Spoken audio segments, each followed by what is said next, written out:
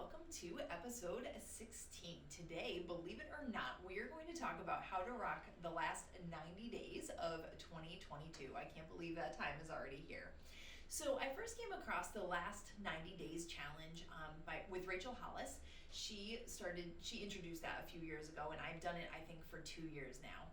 The idea is that the last quarter of the year, you go to your daily habits and you practice your daily habits as if it were the beginning of the year. So that same energy that you bring to New Year's and your New Year's resolutions and all those things, you instead bring to the end of the year, because imagine how awesome the beginning of next year will be if you leave 2022 on a super high note. I was obsessed with that idea. I decided to try it out and I loved it. It was awesome.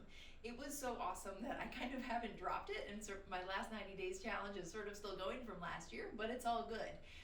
What I'm really trying to do is just get consistent with those daily habits so that the beginning of 2023, I'm not recreating anything. I'm already sort of on that habit train and things are happening, and I can add to them and be in a good place, if that makes sense.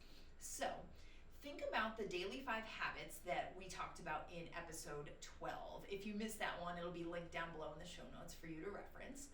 But the 5 daily habits are gratitude, early wake up, workout, water, and plus or minus a food category, whatever it is that makes the most sense for you right then. So what the 90 days challenge looks like is every day I would track those 5 habits and how well I did.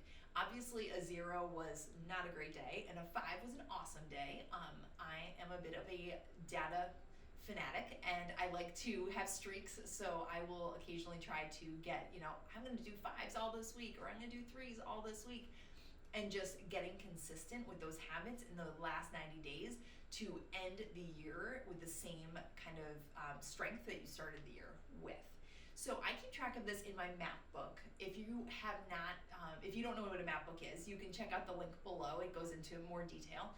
But every day I just keep track in the top right-hand corner. I write numbers 1 through 5 and I cross them off throughout the day as I do them so that I can circle the number that I get at the end of the day.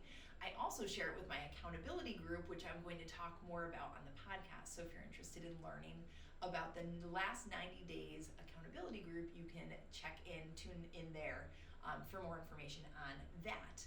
But I also have a PDF document that was originally shared with Rachel Hollis. I will give credit there where it is due. And I will share that also down below in the show notes. And that PDF is a download that you can download and tack up somewhere, and you can actually just cross off the number that you do each day and you see the whole last 90 days. It's just a cool accountability tracking sheet if that kind of thing floats your boat.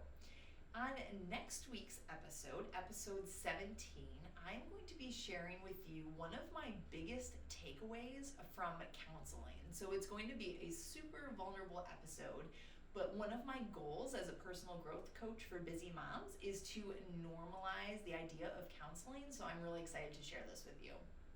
As always, if you are interested in getting a little more personal growth delivered straight to your inbox, you can sign up on the link below. The link below will put you on my mailing list. I send out an email once a week that is very busy mom friendly, short and sweet, with a 2-minute action step if you would like to implement that to help move your personal growth journey along.